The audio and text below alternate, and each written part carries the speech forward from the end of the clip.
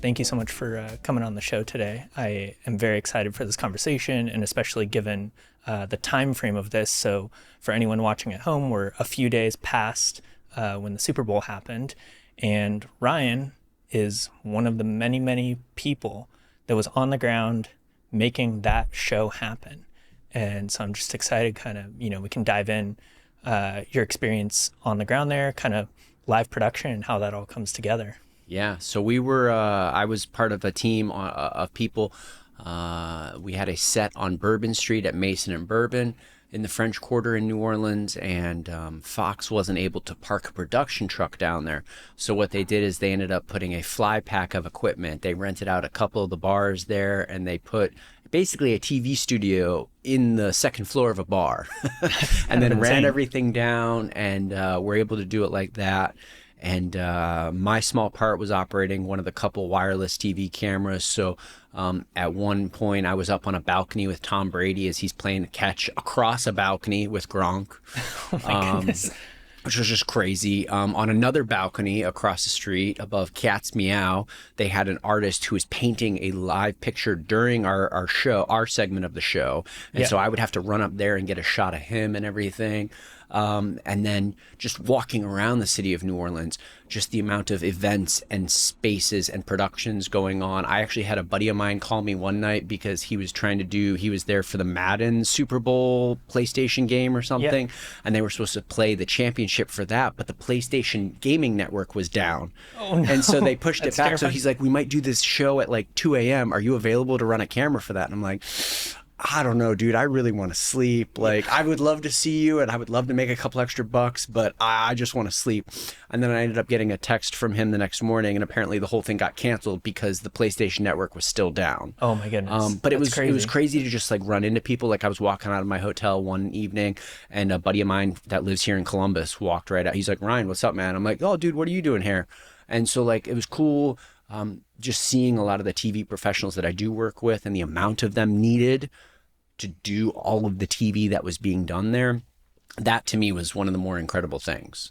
That's awesome. I absolutely love that. And also like, so I guess for anyone who's like kind of new to like the work that you do and kind of working specifically in this broadcast world, you know, we're so used to social media, and then TV's just always kind of been on in the background.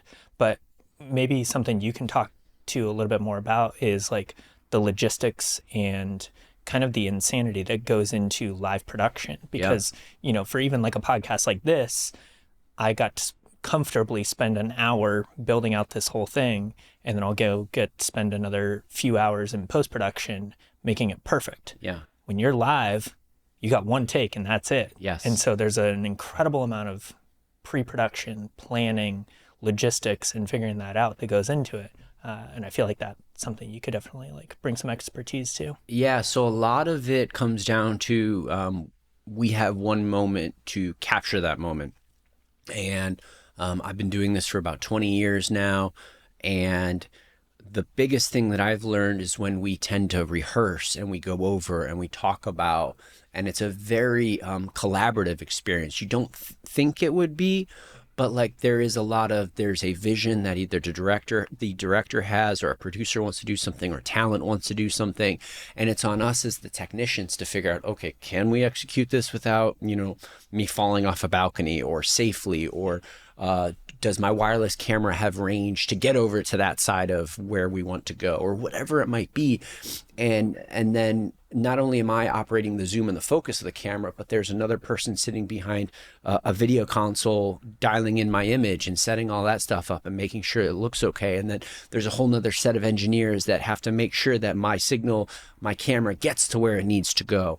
And then there's another set of people that are taking that in. And so there's so many different layers to this, and we do have to be perfect. Yeah, we're going to mess things up, and whether the viewer at home really knows or understands, I can't worry about that. But we do have to literally be there at the right place at the right time to capture that. And then that whole team has to kind of coalesce together to be like, oh, hey, it's all got to work. And me personally, whenever I hear in a live broadcast the on-air talent makes a mention of some sort of a mistake, whether it's a graphic or something else, that to me is such a bad habit. Like, Yeah. don't point it out. Yeah. Like, why are you calling attention to it? Like, just move on. Like, it's okay. The viewer doesn't know, especially if they're watching it muted at a bar. They're not going to know what happened anyways. So Yeah. why call attention to it? And Exactly. I think I've probably taken that more into my life as well too. Like, why point out the mistake? Let's just move on. Like, we'll figure it out. Like, Yeah. what are we supposed to do? That's something I'm definitely still learning, that lesson in real time. Whenever, we do something great and then I'll, be talking with a friend. I'm like, yeah, actually, but also like, here's the like 5 other details that we just kind of like, if we had 10 more minutes, we could have got this perfect. And he's like, okay, cool, but it's great. Yeah. So why are we worried? Well, and like when I'm doing an interview or trying to rehearse a segment or something, one of my favorite habits that I've learned personally has been, hey, if I'm not sure of what's going on or not able to execute what they're trying to do, then it's on me to say, stop. We need to start over. We need to do this. Like, we have to speak up. And as a technician or as a creator, you have to be empowered to be like, hey, we're going to stop this take. We're going to start over. We're going to reset. Here's what I'm trying to do. Or, hey, I messed something up with a camera or some audio or something too, but we need to stop and we need to restart. And most people you work with, whether it's talent or other technicians, are like, okay, cool. No big deal. Like, we want this to work. So like, we have to stop. And so when I hear you say, oh, hey, we have to, if I only had 10 more minutes or something like that, but it's also like, hey, sometimes we can sit and tweak till we turn blue in the face. Yeah. And to what end? To, you know what I mean? Like, do you want to, do you either want to make this content or do you want to sit there and tweak on it all day? Yeah. I am glad you kind of brought that full circle, because I was going to say you're hitting specifically on a message that I need to take to heart, in that it's okay to stop, reset, and make sure that we're getting it perfect. And that's something that I'm now trying to work with, especially people working in the social media world. Everyone wants more and more content to post. As a result, one of the biggest logistics I'm always trying to overcome is talent on set. If it takes you 20 times to deliver a line perfectly, just know that in a 10-hour shoot day, we're maybe only going to get through 15 posts, or the equivalent of, because it took an hour to do every single one, versus if you put all those repetitions in at home in the mirror before we get on set, then all of a sudden we're banging through and we get through 30 pieces of content in an hour, have a nice lunch break, and then come back and just absolutely crush it. Well, and that to me speaks to the amateurism of what a lot of these content creators are trying to achieve, because they want the A-level top talent professional results without putting in the work to get the A-level professional results. Oh man. Right? Let's double click into that. Right? Like that's really what it is. And so much of this, even just the conversations you and I have had before, but just about how so much of this work is a craft that you have to rep out, that you have to you're going to have some really good days and you're going to have some not so good days, but how can you take away either the tools that you need to make your day better, or the confidence and understanding in yourself to be like, oh, hey, cool, I can figure this out, or I can do what I need to do, or I maybe did X, Y, and Z here. I need to do A, B, and C next time I approach this. And it's about figuring all that out. And you really have to rep that out. And it does take practice. And I think a lot of these amateur creators want to do it without that practice, but and I'm not saying necessarily like the 10,000 hour rule or anything like that, but like, it's more like, hey, what can you do to hone your craft? Yeah. It's like a lot of people are typically trying to look for a shortcut to get to that final destination, working with the A-list client or top tier professionals. But the reality is, if you're not willing to put in those reps every single day to get to that place where when you get into the room to have a conversation with that person, they're going to be able to tell very quickly, oh, this kid knows what he's talking about, or this kid is completely out of his mind and has no clue what he's talking about. Correct. And I think about that a lot in my own experience, and like some of the people I've been privileged to work with over the years. I've gotten a lot of these higher end connections that, yes, I desperately wanted them when I was 18 years old. Yeah. But if I got them when I was 18 years old, that would have been a disaster Well, you because weren't ready then. I 100% wasn't and ready. that's what somebody, a mentor of mine said it to me years ago. He said, Ryan, things will happen for you when you're ready. Yes. And I was like, what the fuck does that mean? 100%. I could not relate to it at all. And I remember maybe like 10 or 12 years ago one day, and I'm just kind of, and it dawned on me, it clicked. I was like, oh, I wasn't ready. I wanted to be ready. I wanted to be at that level, but I was not ready. Yes. And that was a very big like light bulb moment and a point of understanding to be like, oh, okay, all right. And once you get over that hump a little bit, I think there comes a bit of clarity and a bit of understanding, because then I also think the other thing when you're on a shoot is cultivating that energy. So you might be, and I don't want to use the phrase coddling talent or coddling people, but your job as well is not just capturing all this content, but it's making people comfortable enough to get the content out of them. 100%. Right? You're kind of a shrink a little bit. You're kind of a motivator. You're kind of a, hey, I see what you were trying to do with that take, but I need you to suck less. Like, right? Exactly. And sometimes even just as blunt as that. Well, correct. And sometimes I think the bluntness is cool and it's effective. And if you're on that same wavelength with the people you're working with, you can have those very vulnerable conversations and be like, hey, I think we can do this take a little bit better. Let's try tightening this up, or let's try losing this, or whatever it might be. But you almost are a coach too. Yes. Yeah. Right? And like we're coaching in these moments, and but people want to work on a team with people that are building up those around them. And I think once you get so comfortable with different parts of your craft, that coaching, that positivity, that's what people want on their team. That's what people, hey, some things might not work or might not get exactly what you want. But if your energy is guiding your whole day, I mean, you don't want to be on set with someone for 16 hours and they're just a miserable fuck, right? Like, it's true. You'd be like, dude, I need you to go away. Or, hey, I'm not going to call this guy back. Or, hey, I don't want to be a part of that. And like, it's how it works though. Yeah, you got to be fun to hang around with. And I also like a big part of it. It's kind of funny, whenever I got into this entire field, I got into it because of the the engineering aspects to it. My entire family is all mechanical engineers. So I really thrive on, figuring out all of the, f-stops and how focal lengths work and lighting ratios and all of the You want to troubleshoot too. You want to figure it out, right? If this isn't working, I want to know why. Exactly. And so, but it's funny because then like, moving across the country, all of my friends were like these very ethereal, creative people.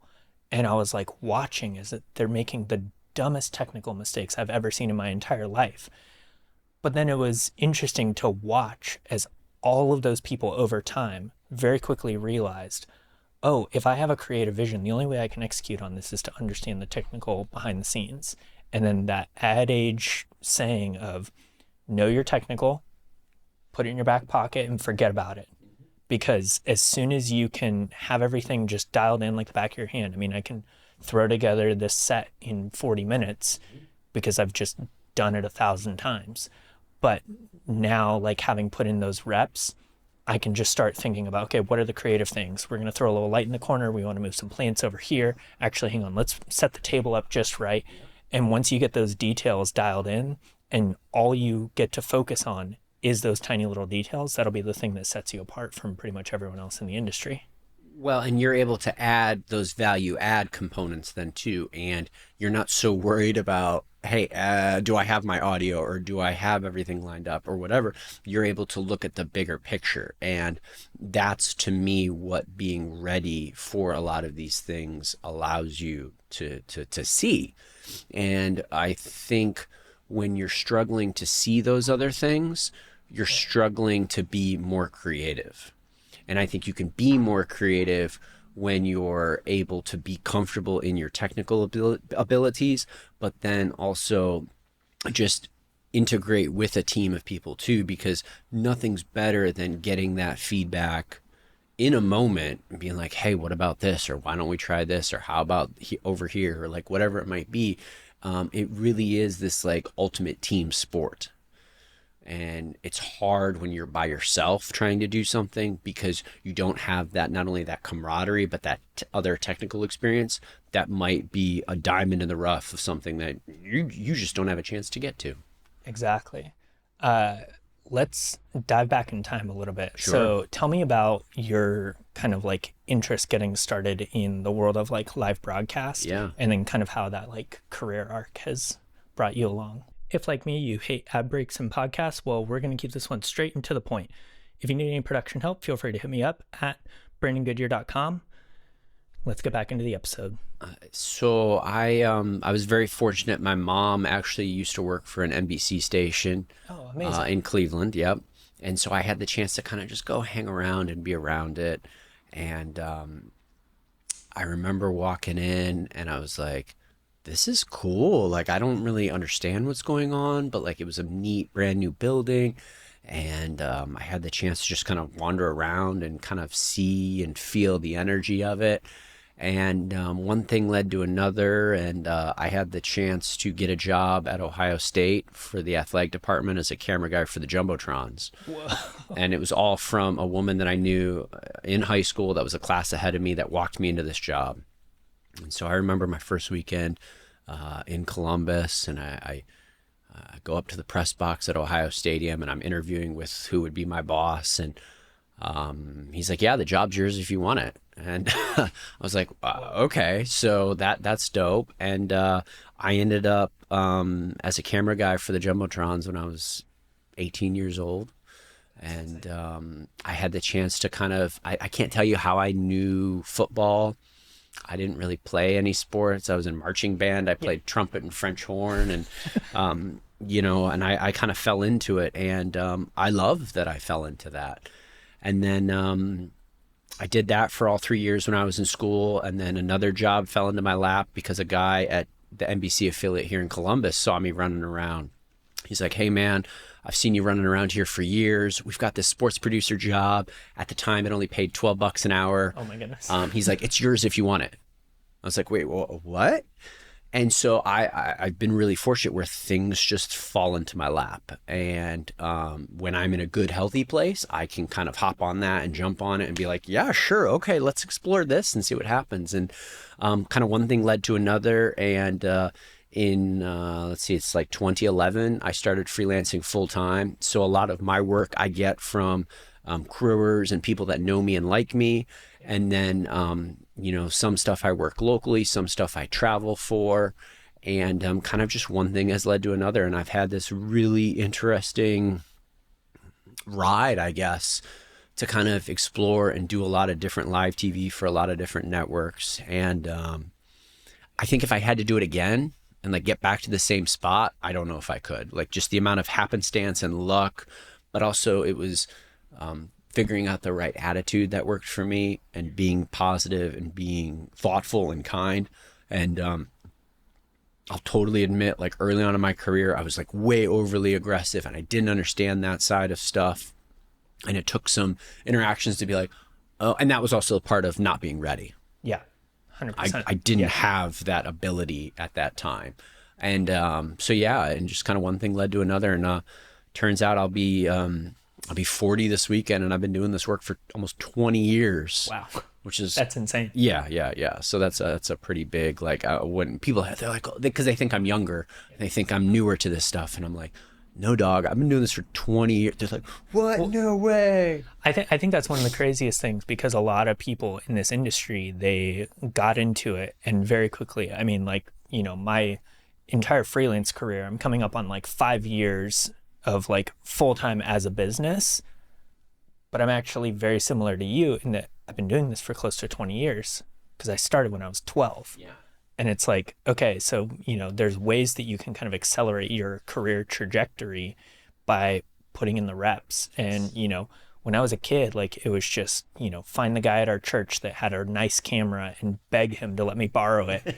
And Yeah. I was thankful that a lot of these people, they had all this really nice camera equipment and they just didn't use it a lot. Yeah. And so it's like, I'm out there, filming my sister's dance recitals and just anything that I could get my hands on to shoot. Yep. It's like, you have to figure out, come hell or high water, you have to figure out how to make this work.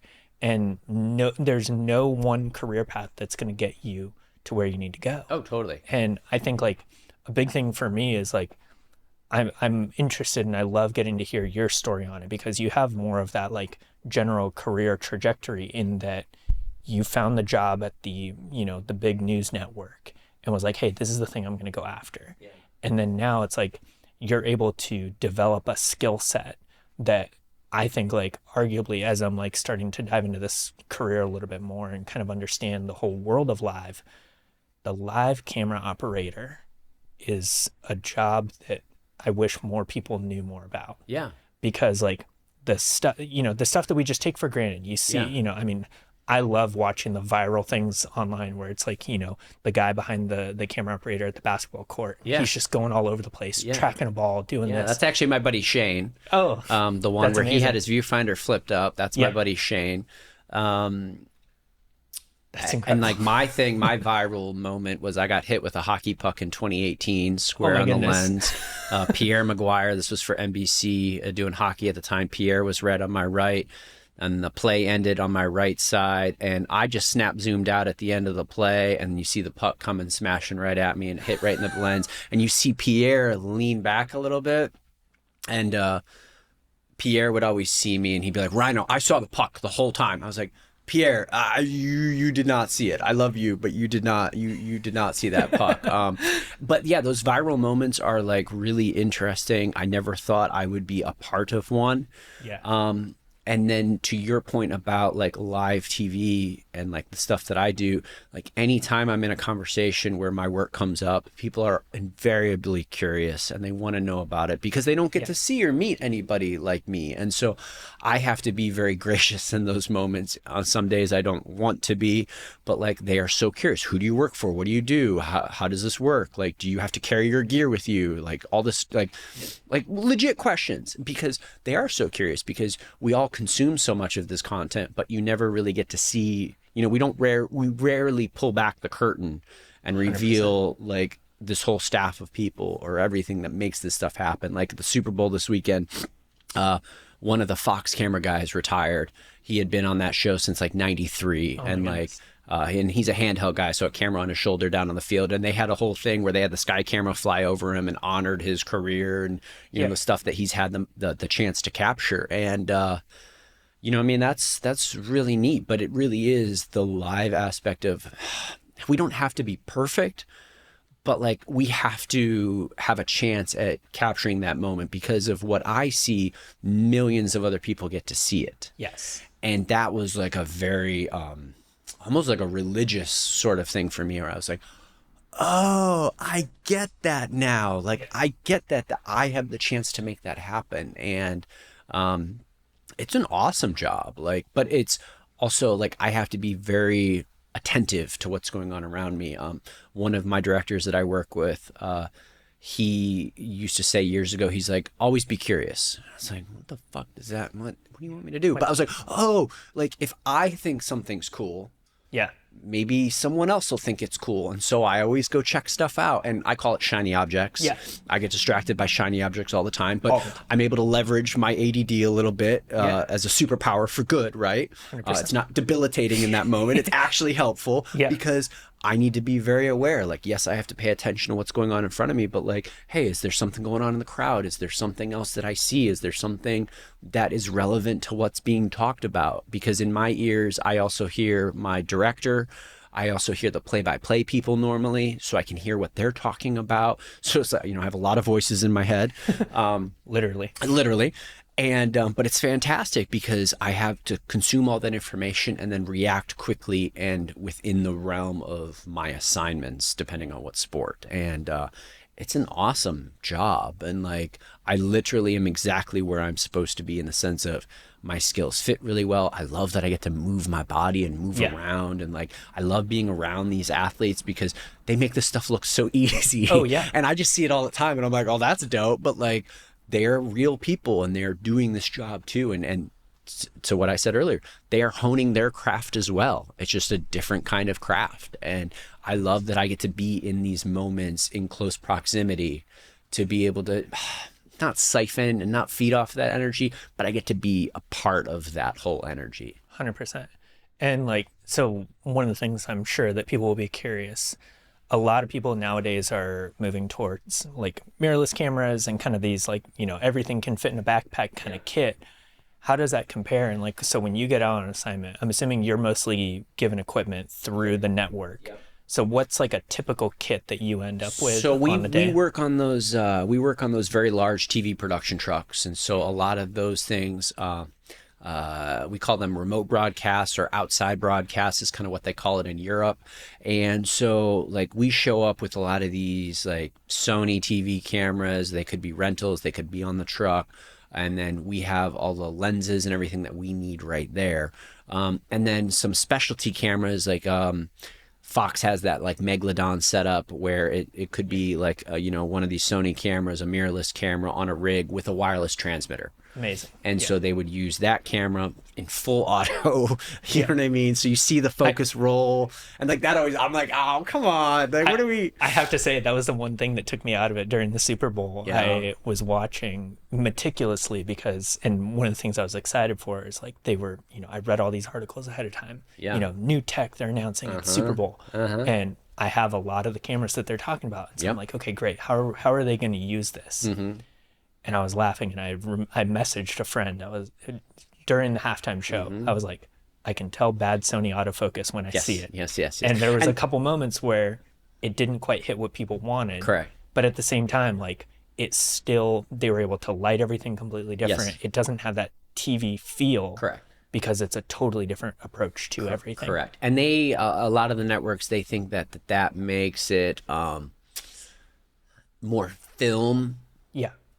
It's got the cinematic look. I don't think it translates the way they want it to. Yeah. Like, just make a clean image. Show me where we're at. Like, I don't need a soft field of view to like, why? Where's the value add there? Like, I just want to see the person's face in focus. Yeah.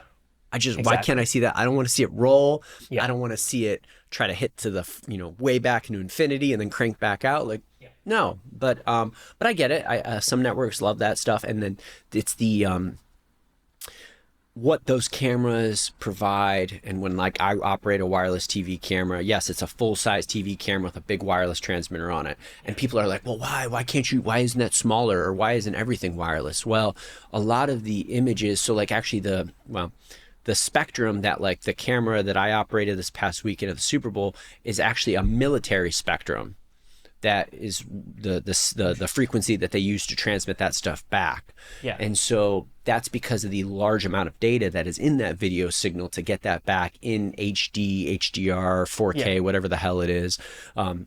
It's a lot of bandwidth. Yeah. And so, yes, we could make everything wireless, but the thing with live TV is you need that stuff to work 99.99% of the time. Yes. If there's any chance, a point of failure, that may not work for what we're trying to do. I had a battery go out on a light in the middle of a live hit. Correct. And the anxiety that hit in that moment was out of control. Yeah, and so that's why, so a lot of our cameras are cabled.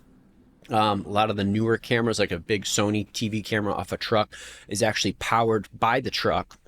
So down that cable comes a couple pieces of fiber, which are the signal, the send and receive, and then there's also power in that cable too. And so there's a lot of things that work, because when we set up for a sporting event, the big picture way to think about it is we turn your arena or your stadium into a giant TV production studio.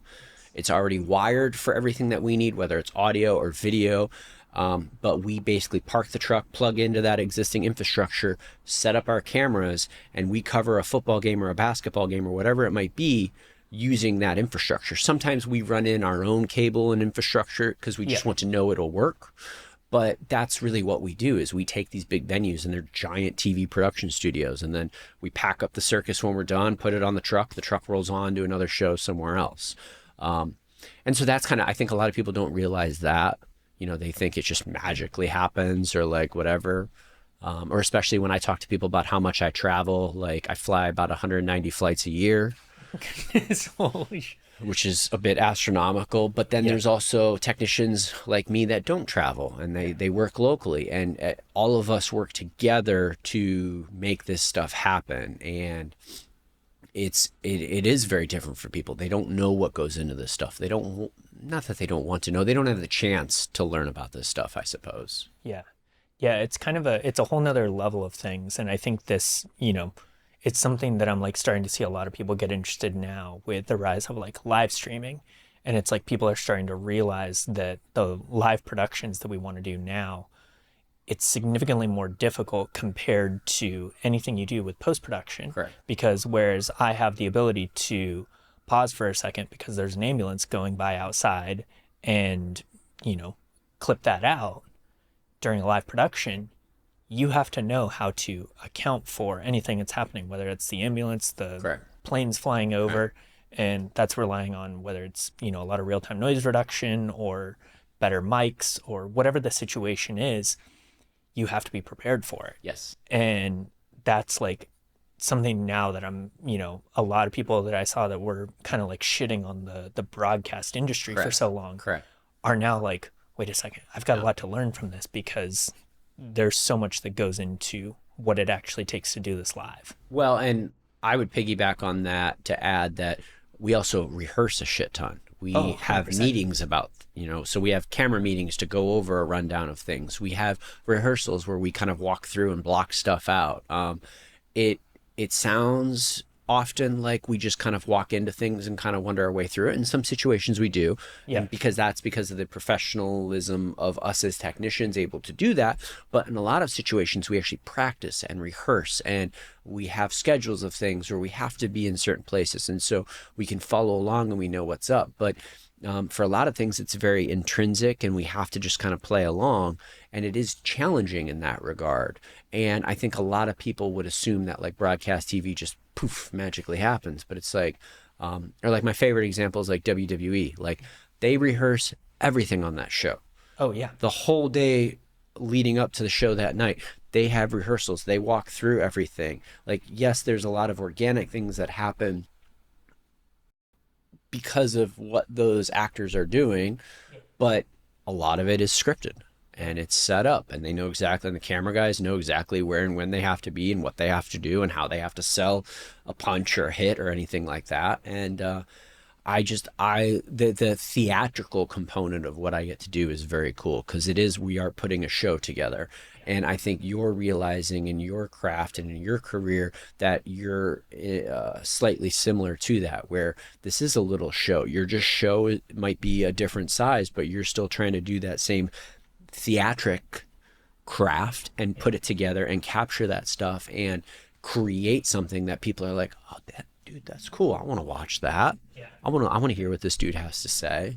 I love the idea of thinking of it as like a theatrical show, because I think that's something, most people, when you think of like the fictional narrative world, that it's very obvious that's entertainment. Yes. And, people know sports as entertainment, but to think of it as like realizing this, delicate dance of, your camera, your technicians, all the people that are responsible for capturing it, and then the actual, performers on the field. Yes. That whole synergy is what makes this whole thing work. That's really cool. And I had how I got to that understanding was I have a colleague of mine that he does a lot of theater. His kids do a lot of theater and stuff. And he's very passionate about all different aspects of not just stage theater, but also television as a performance medium too. And I'm like, oh, okay. So like, I see how you see those things, and I see how you do that stuff. And I see how you're able to bring your experience from this adjacent craft of stage theater over here to TV production, which it really is very similar. Yeah. And that's kind of helped me appreciate more of like what I get to do and what I get to experience, because in a theater or in a team or anything, we're all playing a small part. But if you handle your small part with the utmost professionalism and ability, nobody else has to really give you any feedback. You don't have to be babysat. You don't have to be told what to do. Now, obviously I get feedback for things that I need to tweak or something they want to do differently, but it's also how do you take that and just be like, oh, okay, cool. You want to do this instead. You got it. Awesome. But a lot of people kind of struggle with that sort of constructive criticism, right? Yeah. And like, if you're a little too thin-skinned for that, you may not be cut out for some of these things. Yeah. I can definitely see that. So similarly to like a theatrical production, how many people are typically on like a crew that is, maybe the Super Bowl is an That's an outlier anomaly. Yeah, yeah, yeah. because there's, obviously so many other things going on there, but like your average football game plus, Yeah. whatever the surrounding capture is, Yes. to bring that together. Because I think one of the things that I can see a lot of people getting caught up in is if you're trying to do a live stream, but say you only have one or two cameras, if that camera goes down, Yeah. that's a nuclear disaster. Yes, yes, yes. But on these shows, I imagine there's got to be hundreds of people. Yeah, yeah, there can be, especially for like a large like college football game. Yeah. You're gonna have upwards of like 15 to 20 manned operated cameras, and then you're gonna have probably 5 or 6 replay operators in the truck. So those are like a souped up DVR that we used to have, Okay. where you can. That's how they're able to quickly queue up the replays because they're hard disk based Yeah. replay machines. So they're able to queue it up right away, get to that spot, get to that snap. Wow. They also handle doing the super mo. Yeah. So a lot of the cameras I operate are high frame rate cameras, Yeah. which allow us to capture super slow mo at like 3 times or 6x times the normal motion. So we're able to see a lot of details on a fumble. You're able to see a hockey puck going through the air, stuff like that. And then that's not including the video people. There might be 3 or 4 video people to handle all the video routing, connectivity, and then painting is what we call, where they sit at the camera control units and are able to make those images look the way they need to. And then you add the production people. So that's a producer, a director, an associate director. That person handles going to break and communicating with the master control of the network to make sure the timing and when we go to break. And then, on the field, you have maybe a cart camera that's driving along. So that's got an operator on the cart camera. So that's riding up and down the field. That's got a driver with that and the adjacent security to make sure that that is safe to operate. It's a lot of people, and that's not even including the engineers that operate these TV trucks as well. Those are the first guys in, last guys out. Yeah. It's a very tough job, but like a lot of them that I work with are like really amazing at solving things and figuring out things because you have to. Yeah. You have to. So yeah, there's a ton of different people, and it's really cool. It's very satisfying at the end of the day where we put on this production and like we do this and we get to do this with a lot of people that we know and trust, and it's this very collaborative environment. And I did not realize that that would be such a really great positive for me, but I love that. I love being able to work with all these different people, and then like we're all doing our little part to contribute to this. That's awesome. Yeah. Yeah. The watching as like people are now starting to kind of like scale up their productions to get to this level and like care of the craft is just so cool. And then also just getting to hear kind of like how the industry's done it forever. Yes. And kind of watching how, the way the industry standards have influenced production for years, and then now starting to see like the adoption of new technology, even if it's not perfect Yes. in its first few iterations. But I'm excited to see what the Super Bowl looks like maybe in like 10 years from now, Well, once a lot of that's really dialed in. I just finished reading a book about the history of the Super Bowl, and it was written by a former ESPN producer. And at the end of the book, he starts to examine where the Super Bowl is going to look in 2066. Yeah. And so, he had his kind of hypotheses of, there's going to be more angles, more replays, more things like that. And circling back to you talking about like the live stream stuff is, the live stream, you're trying to do what we do in a large TV production on a smaller scale. And you're trying to also make it look big too, right? Yeah. And it's interesting, this just amalgamation that's happening in this world of stuff, because you're trying to do a lot of the similar things we do with, different monies and different stuff, but you're trying to get to the same spot. You're trying to make something that people want to watch, that's quickly and timely and relevant and pertinent to whoever's paying you to do this. Yeah. And so to me, it's very cool. Like this, just like combination of stuff where you're like, oh, wow, okay, this is how this is going. But so many of these skills are connected, are interconnected, we're trying to do the same things. We're just going about it slightly differently too. Yeah. How have you seen the adoption of using, I like to say it, mobile technology, Yeah.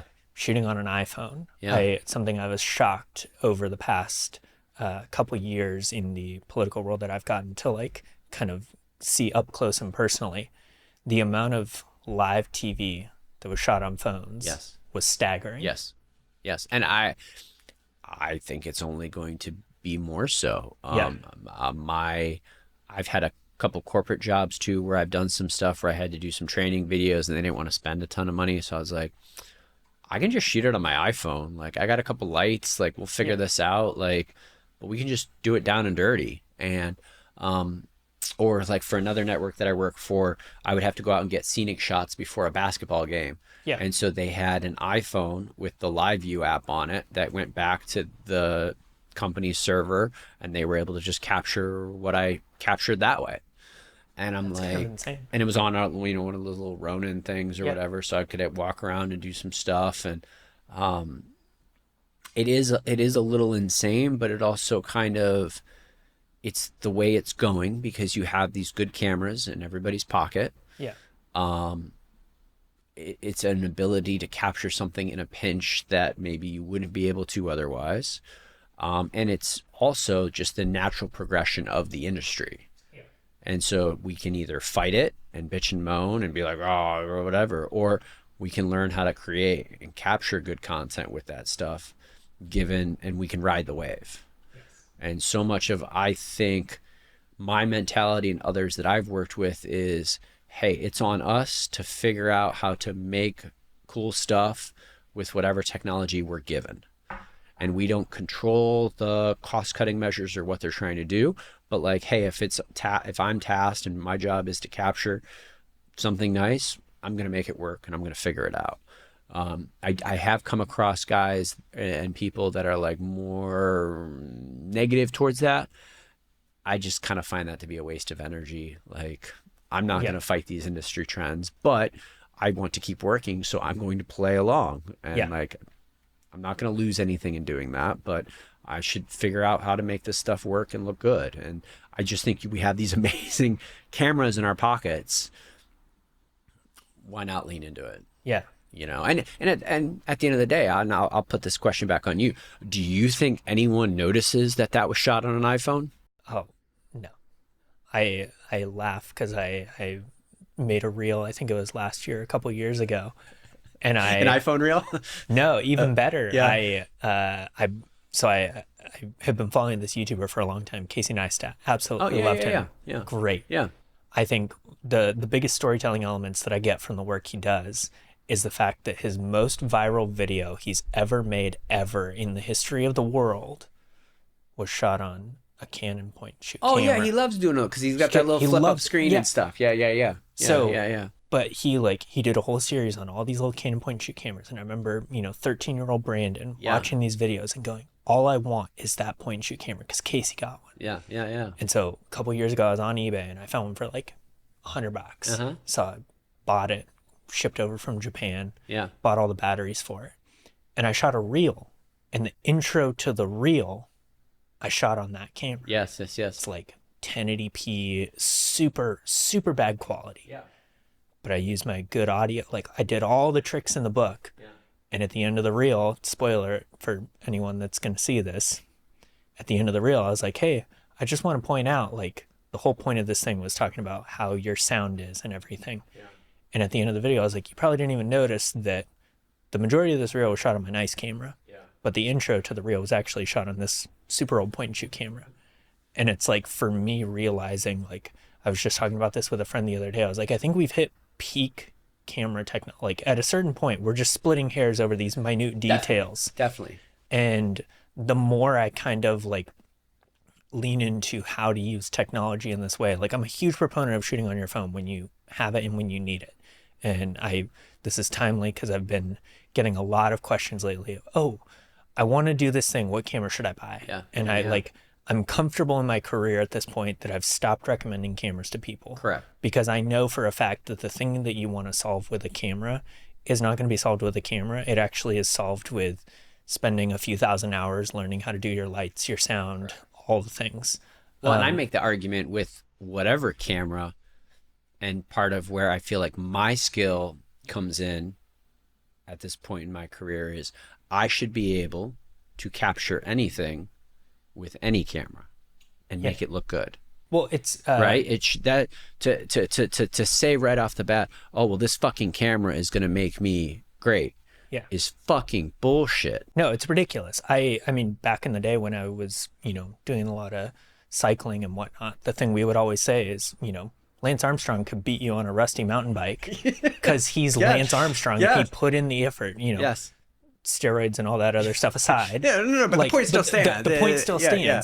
He put in the effort and the work. Yes. And so now I always laugh because I see all these people, oh, what camera should I get? I'm like, listen. And I just send them a video. Yeah. And at the end of it, they're like, wow, that was a great video. I was like, yeah, I shot that on my iPhone back in 2018. Correct. Like the whole point of the thing is like the story that you're going to create. Correct. And it's funny because even like for me, so a few years ago, I submitted a film to like an iPhone only film festival. Moment does this. They did it every year. And it was a great thing. And then as soon as Apple announced Log, I haven't seen them do the Moment Film Festival because I think at this point phones are just so good that it's like you're basically just getting master level documentaries, and it's like the phone thing. Yes.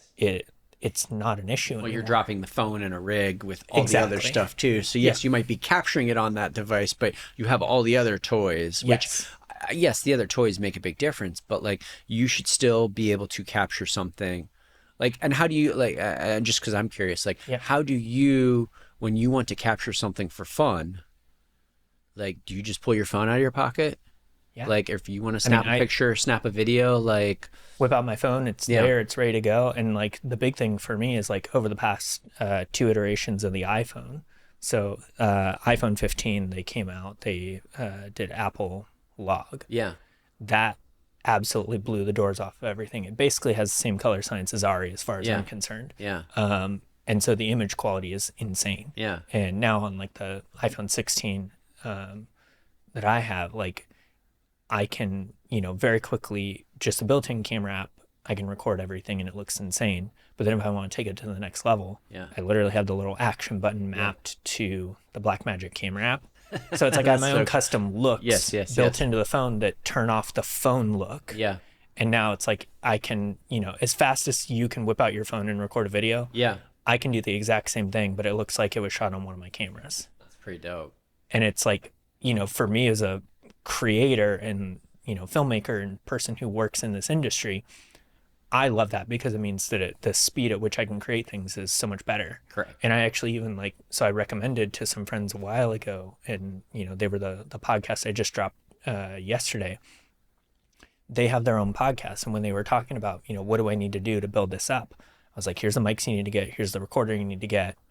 And then what you need to do is save up, get some lights, build out a set, and just record it on your phone. Yeah. They record on their phone using the Blackmagic app. You would never know that it was shot on a phone. Correct. It looks insane. It takes minimal time and effort. Yep.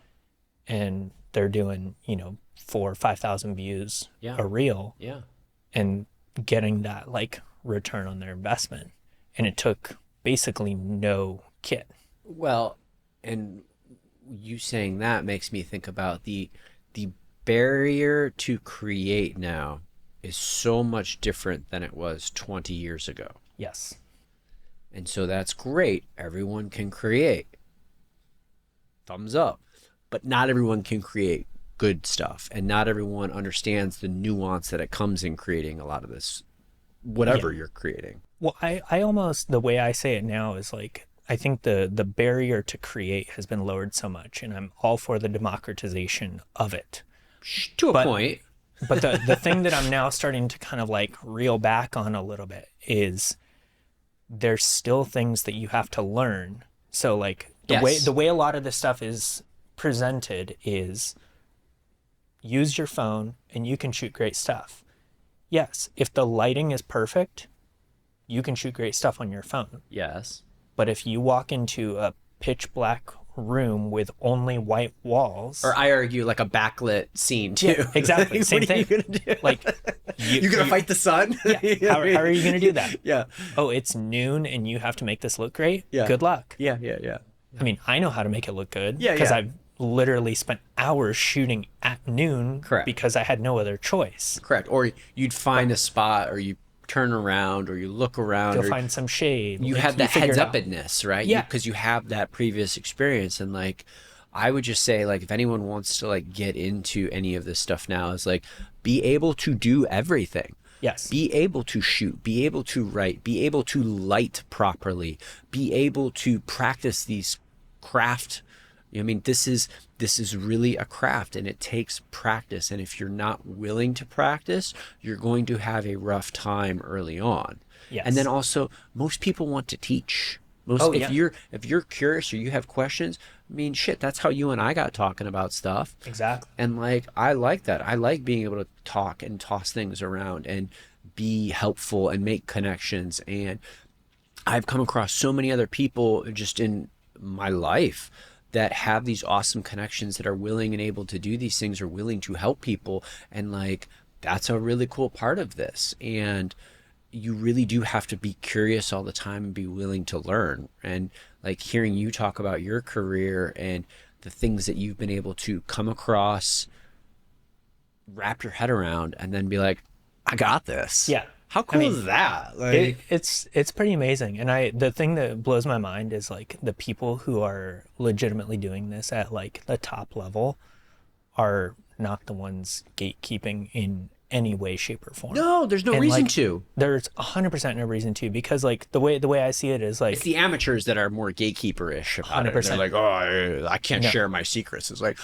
bro, I don't care about your color grading. Yeah. Like, I don't care. Like, I will send you my LUT if you need that. Like, no, like, I don't need to gatekeep those things. Correct. And granted, like, I know there's a lot of people that's like a whole part of their business is like, creating and selling the digital products. Yes. And I understand that whole side of it.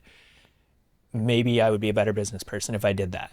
But I the flip side don't is think like, the business is there for. I think that's a misnomer, of business. That but ultimately, I think like finding the people that are willing to share that institutional knowledge and kind of build that up, because ultimately at the end of the day, like the way I see it from, sharing that knowledge is you're building the people that you ultimately will be able to hire. Correct. Or that, will be able to hire you. I think, one of the people that I worked with, like super monumental in helping me build up a lot of my live knowledge. yes, And then I was able to just in turn hire him to be able to come produce a show. correct. Because I know now what I want, and I know that my skill set is not at the place to be able to pull it off. Correct.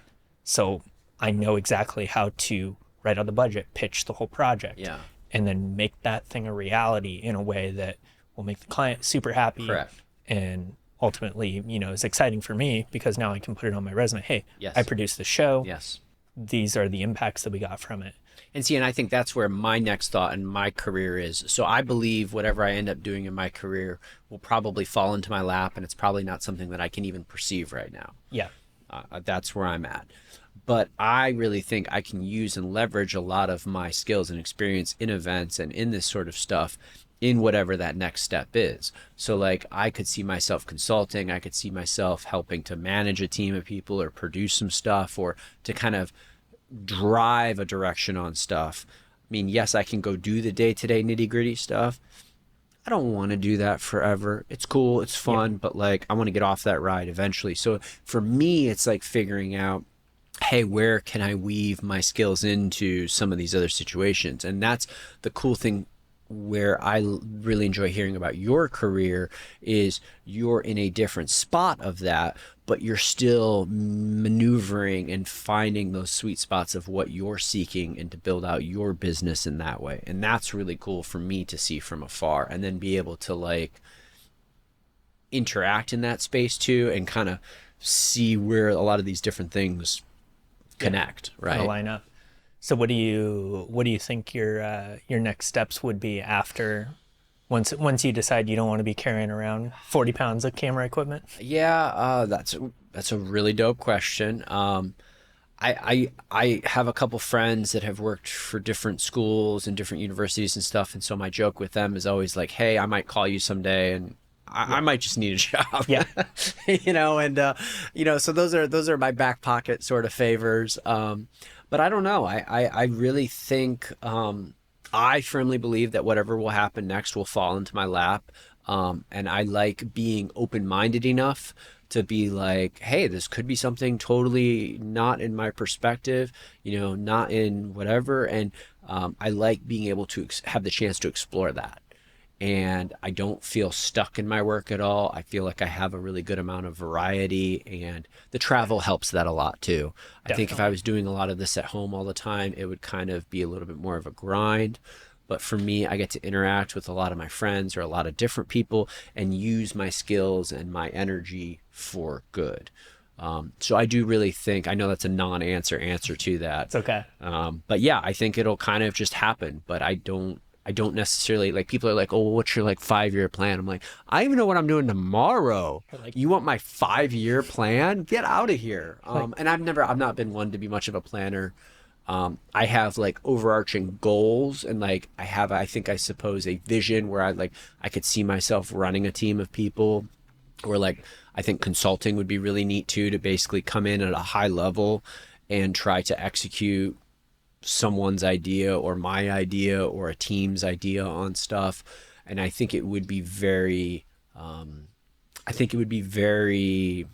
rewarding to build out a team of people and be like, hey, we're going to go execute this. Let's go do it.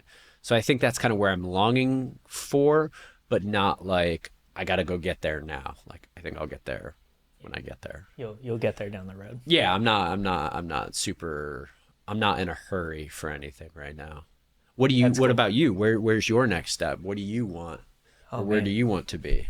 You like that? Turn that around, right? Oh yeah. Flipping the script. I felt that there. I felt that. Oof. Yeah. I mean, right now for me, it's just, doubling down on the podcast, because, having these conversations for me just, I always tell any filmmaker, it's so cliche, but start up a podcast, because if it means that you get to sit down, even if it's with your friends or whoever, you just get to be a little bit more comfortable in that conversational flow for interviews or anything that you are going to need to do.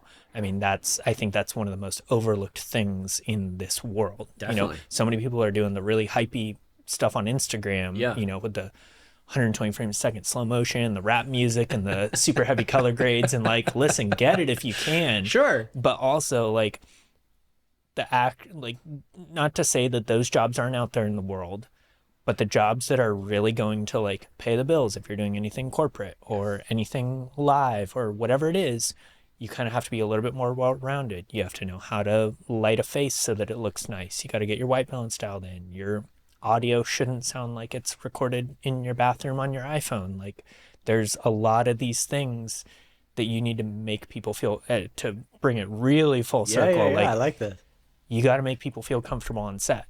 And I have had experience. I mean, to the example, that shot on iPhone video I did. Yeah. I literally had this same audio recorder, had a boom mic, had all my lights, everything. And my friend was telling me, he's like, I was just featured in this thing, and this guy came out to do the interview, and like he set up the cameras, and then he just kind of like set his phone on the side of the chair. He's like, how are we recording audio? He's like, I got some voice memos going. And I'm like, listen, don't get me wrong. The voice memos app on the iPhone's great. Oh, sure. If you're talking into it, you need to do some quick voiceover in your car, in a closet with a blanket, whatever. Yes. But like that, if I'm sitting down in the chair and whoever's tasked with telling my story rolls up and puts an iPhone on the chair next to me and is like, we'll see.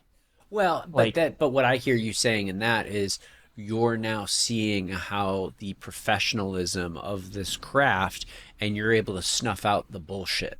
Oh, very quickly. Right? And that's, I think that's a superpower to have in this line of work. It also, like, the bigger thing for me is realizing like the experience you create for people on set. Yes. Like, you know, kind of again, to bring it to something you were saying earlier, like we can have that very blunt nature. And a lot of people in the production world are a little bit kind of rough and tumble, Yes. not exactly the most kosher. Like it's this weird environment because we're here to do a job and damn it, just let me do my job. Yes. And for the person coming in, they might not be used to the bright lights or all the chaos going on. And so I'm like super hyper aware of, okay, how do we create something? You know, can I change a few settings on my camera so the lights don't have to be as bright? Can I, you know, make sure that you've got your water ready to go? I've, you know, created this experience. And when you sit down, it's like, okay, hey, you know what? Actually, I'm going to give you 5 minutes. You're going to talk to my audio person. They're going to get you mic'd up. Yep. We're going to make sure you're sounding great. We're going to do a couple level tests. And you just kind of like create that. But you're easing into it at that point. Easing yes, into yes, yes. It's not like, hey, we got to fucking go right now. Like, no. Oh, dude. You got to read the space, and that's what I hear you doing. Is you're reading that space, and it's a more natural experience than this like super uncomfortable, aggressive sort of. It's like, because the only way you're gonna get that good content out of your subject or whoever it is they've got to feel comfortable, 100%, and they've got to trust you too. You also realizing that everyone right now is comparing themselves to what they see on social media. Oh, and gosh, so yeah. like, I mean, not even to get into the psychological aspects of it, but it's like you now have a level of consciousness that people have inside. Like, oh, do I look good? Like all these things. Like people want to know. And like the one thing I'm learning now is like, don't show people what they look like on the monitor, because immediately that can like, that can go one or two ways. I agree. It can give them the confidence of, oh, this is great. But if like me, I had like a couple times I was doing this where I was like in the middle of getting things finalized, and I like literally all I had to do was move a light like 6 inches back, and it would have been just chef's kiss perfect. Yeah. But I got everything lit, and the person sat down, and immediately it was just like, that light's in my eye. Yeah. And I was like, oh no. I was like, I was literally in that, like, I was looking at the back of the camera to make sure everything was like right and know where my edge of frame was. Yeah. And literally all I was going to go do is move the light so that it would be more like hair light instead of hitting the side of the face. But it's just that like moment of like, if someone sits down, they immediately can tell when things are off. Yeah. I would say for a lot of people. I definitely agree with you on that. And it's also you taking that constructive criticism. Yes. For whatever their rationale is, you know, if we go back to, hey, we've got to make sure they're comfortable, but it's also how, when I've learned in those situations is, hey, if I'm given some feedback on that, okay, cool, yeah, let me just take a moment here and I'll adjust this for you. And then 100%. It's that circling back with that person too and be like, hey, does that work better for you? And acknowledging that, like, I'm treating you as another human, like a human, instead of, you know, and like, I would argue like a lot of the high-end talent that I work with sometimes, like, they just want to be treated kindly and thoughtfully. And it doesn't have to be this white glove, I'm here to serve you type thing. Because most of them understand that, like, our craft is a part of their craft. We are interconnected. Yeah. And so if you just kind of, but a lot of people I would argue, that are starting out would maybe be a little bit more aggressive or be like, what do you mean that light's in your eye? Or like anything. Like, there doesn't need to be a debate on it. If they're not comfortable with it, figure it out, make your shot look good, and move on. Yes, 100%. And that would be my best advice for anything, is just handle yourself well. Be cool to these people. Like, if you're working on something, it should be a collaborative experience. And if someone has some feedback, you control how you react to it. 100%. If you're going to get in a tizzy about it, you might not be in the right spot. Yeah. I always say being willing and able to take feedback that is 100% wrong. Yes. And just smile and go, okay, great, we'll fix it. Yes. Is, I think, one of the biggest level ups that you can find in this entire industry. Yes. Because it means that people know that they can comfortably talk to you and say, hey, I don't feel comfortable at this. Correct. Or, you know, this is the scenario. Or if you can sense their uneasiness too, oh, right? 100%. Be like, hey, you good? Or that's like, is there something else? Sixth sense that, like, I feel like it really only comes over time. Correct. But once you get comfortable figuring out or sensing that, and being able to, like, put someone's mind at ease, I had a very specific scenario with that. I think I talked about it the last time we were at coffee, but was going into a live hit. Yes. And literally, I've got the desk, satellite desk is in my ears, and all of a sudden everyone just starts freaking out, and they're going, "Hi, crew, there's a buzz in the audio. You got to fix it." Yeah. And then, that I'm just like sitting there, like everything's like good to go. Yeah. And then all of a sudden, okay, got to move carefully, calmly. Yeah. And I like ask them, like, okay, how long do I have to fix this? Yeah. They're like, you got 3 minutes until he's live. Oh, it's plenty of time. Like, plenty of time. We got plenty of time. Yeah. But the funny thing is, I took in this moment, thankfully we were in our home studio, so I had a little bit more at my disposal. Yeah. And I looked over, and we had just finished recording a like talking head video. Uh-huh. So I had, C-stand, yep, sandbag, boom pole with a shotgun mic, yep, cabled and ready to go. Yep. But it was on the other side of the studio. So I just like quickly walk over, have to like just grab the whole thing, like don't even take the sandbag off, correct, slide it in, yep, get the boom mic in, and I'm like watching as the talent's like, now he's like slightly like, concerned. He's slightly concerned. Yeah. Rightfully so, because I had built out this entire thing to be like our setup. Definitely. And the first time we tried to use it, we had a very bad transmission. And so they blamed all the audio on the equipment that I chose. Which is not how it works. Not the fact that we had a really bad transmission. Right.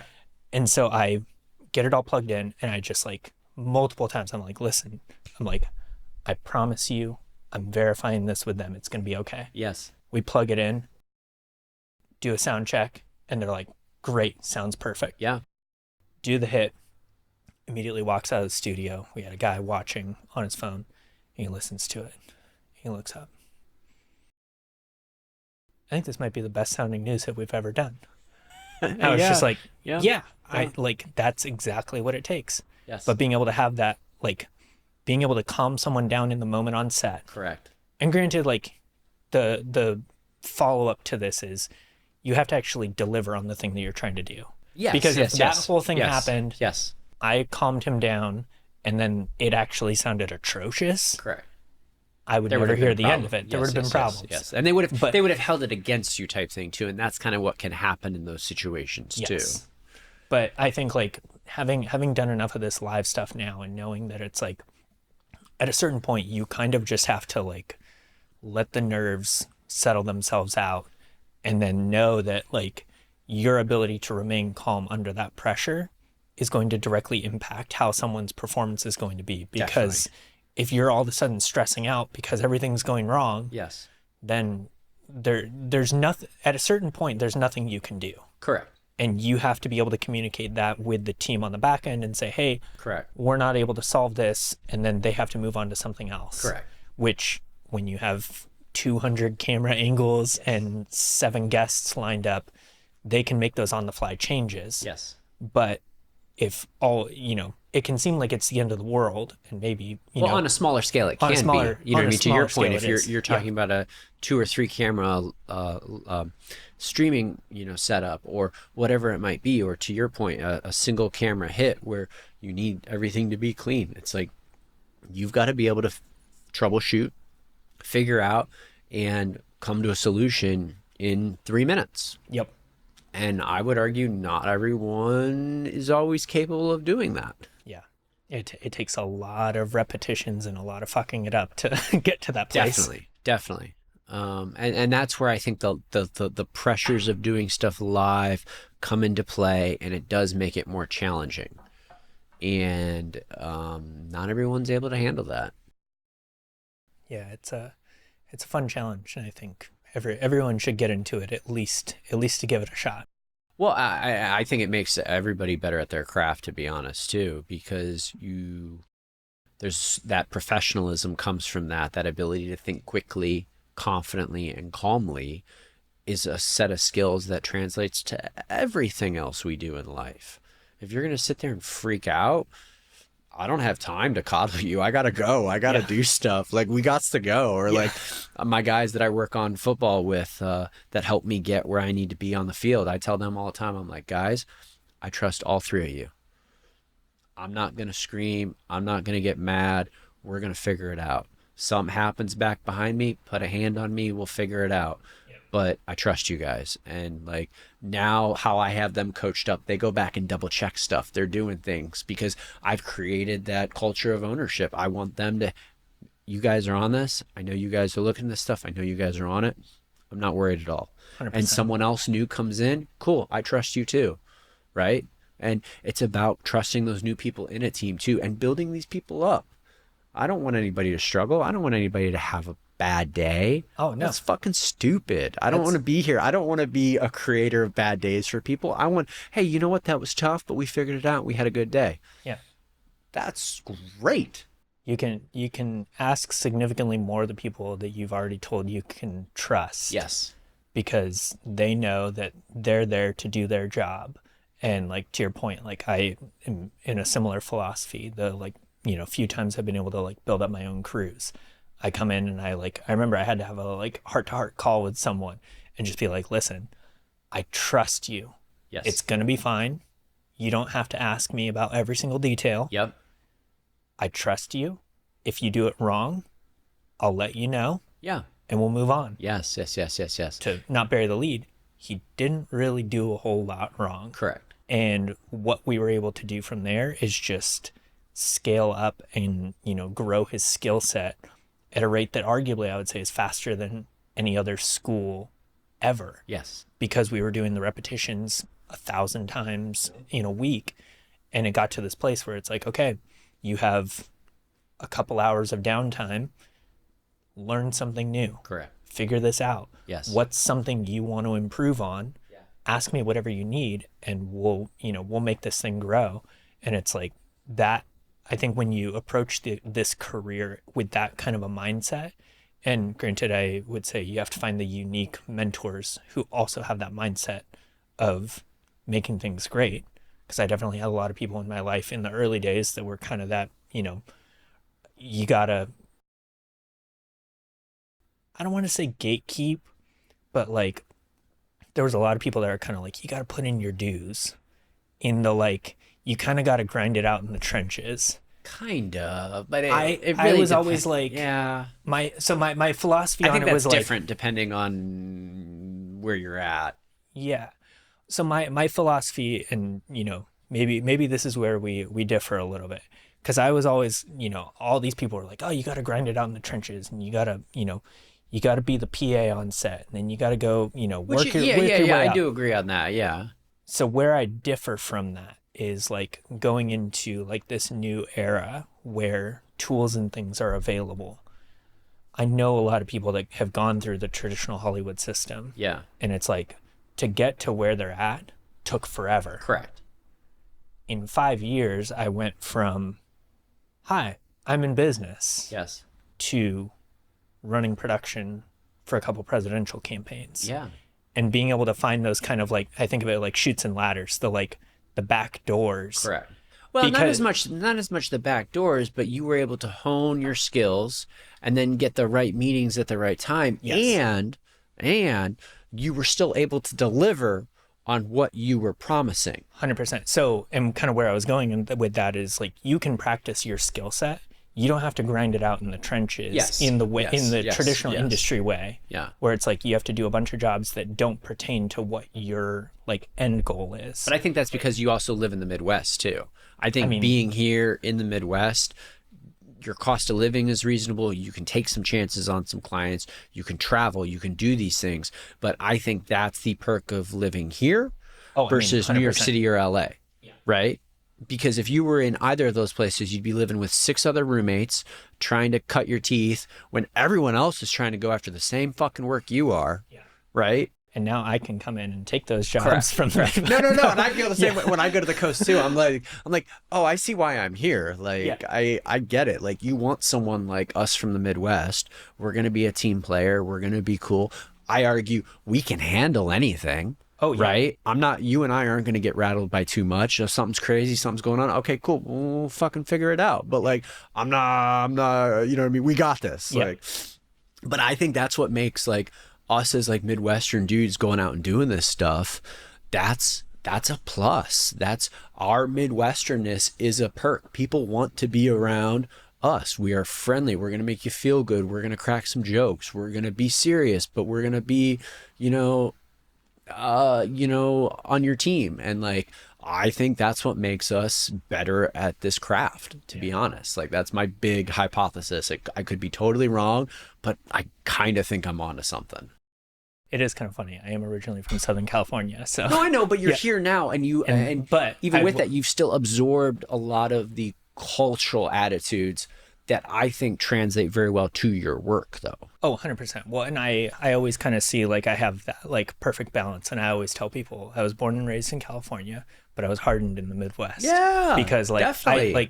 there's something that I've like realized and learned, and it's funny because now I'm splitting hairs with my other production friends, because I'm also trying to instill some of the California mindset. Yes. Where I'm like, listen, like, you don't have to just beat your head against the wall every single day to grind it out and work. Like, there are like, the reason we got into this career is because it's a highly technical skill. Yes. And you don't have to work 200 hours a week. Correct. To, make a living. And so, but on the flip side to it, if you do put in those 200 hours a week and develop that skill set to kind of break away from the rest of the pack, that's where like things get really exciting, and you have opportunities like what you do and what I do. Yes. Where you get to work with really incredible clients, you get to create some cool art, you get to tell incredible stories.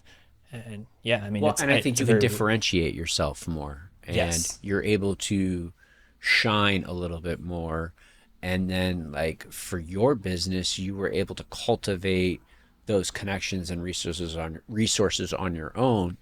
Not everyone, I would argue, is able or capable in doing that. And that's a skill in and of itself. And I do think, like, I feel very grateful having worked in the service industry and stuff, and as a server at a restaurant, where you kind of have these instantaneous interactions that you've got to make sure go well. Yeah. Right. And when, like, I think about when you worked at Mission, that when I first met you, and like, but that's a very similar vein too, is you have to kind of interact with somebody, and you've got to make it really cool, and you have no clue which way it's going to go. Yeah. That's crazy. How long were you in the service industry? So I was a server when I was in college and high school and stuff. And so I did that when I was like doing internships and stuff on the side, and still working at Ohio State too. Okay. And then I did my undergrad. I graduated at 21. Okay. Cool. So I graduated in 3 years. So, but like, working as a server was one of the best areas to practice a lot of these skills. I think that's where I found my personality and the confidence to be able to interact in a way. Like, I always had some of that confidence, but I didn't know how to fucking use it. Dude, and then it was like, 100%. Oh, okay, here's where I can kind of plug that in, or here's where I can, charming sounds tacky, but here's where I can kind of finesse my way into a situation, right? Yeah. Or finesse my way out of a situation. And so much of this creative craft too benefits so much from that. Right? 100%. Like, I've being said able that to forever. do those things. Like the time that I spent working in the service industry, working as a barista for 6 years, was so pivotal in doing this entire thing. Yes. Not only because, like, I always tell people, work in a coffee shop if the opportunity is there, because literally the first connection that I ever got was from working in a coffee shop. Yeah. Guy came in and was like, "Oh, you do video?" We would hang out on the back patio and chat all day. Still to this day, I can text him and call him any day. Yeah. And then, fast forward, another guy, "Oh, this barista that makes my coffee every day loves photography. You know what? He's, middle-aged guy. He's got a ton of camera equipment. It's like, here, borrow some of my lenses. Have fun with it. Like, good luck." Yep. Fast forward, another guy sees me sitting at the table with this giant 70-200 and goes, "Wait, do you do video?" I show him my like super shitty video I edited, and he's just like, "I see potential. Yeah. You should come work for me." But that's also, like, and it's that same vein of putting yourself out there. Oh, 100%. Right? And people are so afraid to do that, but then you are putting your energy out there, and I feel like that is the truest sense of, like, and I fucking hate the word manifest, but like, that's fucking how you manifest. Yeah. Like, that is doing it. That is how you do it, by putting yourself out there and having those interactions. You don't just fucking sit on your couch and think about it. That's not how it fucking works. right? But I like mean, doing everything that you were doing because that to me is like a different form. It's not like a bad way of manifesting, but like you're it's manifesting movement. yes. You're manifesting that ability to foster and create those connections rather than just sitting on your couch, sitting there and be like, I'm manifesting this. No, you're not fucking manifesting anything. Yeah. Like, You need to get out there and get the movement but going. I get it. I get why it's Oh, scary. I get 100%. why it is, but like go join a club, go be around other creatives. I'm fortunate, and I think you are too, where we have creative friends as well. And like I love that. I love that I have these friends of all different walks of life that all have different variations, from my friend Meg that has her own ad agency, to my other friends that work in TV, to my other friends that are on air in television and stuff too. Just to be able to interact with all these different people with their different perspectives, that's what makes this pretty cool. And then like to your point of being around that, to have those chance interactions that totally change your path of life. Like I just finished reading a book about, or no, it was maybe a podcast about talking about how, basically there are no throwaway moments in life. There are no throwaway interactions. Every moment can change your path going forward. Every moment. There's no throwaways. So What book was that? I forget. It was a Hidden Brain podcast. Okay. And he had an author on there. I think I'm on the list for the book at the library or something. I'd have to look, but just knowing that every moment is so important like that, and there's no throwaways, that was very like, oh, because I think we all kind of like in our lazy brains sometimes want to think that, oh, this is bullshit, this is Yeah. throwaway, I don't have to worry about that, but no, Dude, it's not. I think about this a lot. So that ties into a philosophy that I have kind of been trying to articulate to a lot of people, because as much as I love shooting on a phone, I love encouraging people to use their phone. I also encourage people to, for the love of God, hire someone to do something great. Yes. Because back in the day, your first impression with someone was meeting them face to face. Yes. The signal to noise ratio of being able to hear someone speak, to see them in person, you had to dress nice, you had to do all the things, take a shower. Now, your first impression is very likely going to be from an Instagram post, Yes. a YouTube video, Yes. interview that you did. If the first thing anyone is ever seeing of you is some shitty video from your webcam in your bathroom, Yep. good luck converting that person. Yeah. Because they're going to go, oh yeah, this is that person from this thing. And like, maybe you shock them on the like second impression a couple years later when you have your big glow up. Correct. But like, if you can nail that first impression, everything else after that is so much easier. Definitely. And like to an extent where it's like, oh, now we can like, actually, if you're trying to grow your business is going to grow exponentially. I just think it's a good life practice too, right? 100%. Because we only have these first impressions, and I think people are very understanding, right? Like if you're not having a good day or something's wrong or whatever, like I would argue we're all pretty kind and understanding. And I think people will offer that grace and that latitude to be understanding. But yeah, that first impression is huge, and it's not just in life, it's in everything that we do. And I'm not saying you have to be perfect, but like just be aware. And I just, it's crazy. And this is the old guy in me, I guess, but I walk around and just everyone's like this on their fucking phone, and like no one's aware of anything. No one is present. Everyone's here. Like what's here? Yeah. There's nothing here. A lot of people don't have that situational awareness to know like what's going on around them. No, like not that. at all. That's crazy. No. So I think that's tough. What else you want to talk about? Man, I don't know. I think we've covered the gamut. So this was like a really incredible conversation, and I'm sure I know we could easily talk all day about everything. Definitely. But I think there's more we can talk about someday too. I think Appreciate we could it. probably get into that. Yeah. Well, thank you so much for coming on, and hopefully you have a wonderful rest of this snowy day in Columbus. Absolutely. Thank you. Awesome. Thanks, Ryan. Bye, everybody.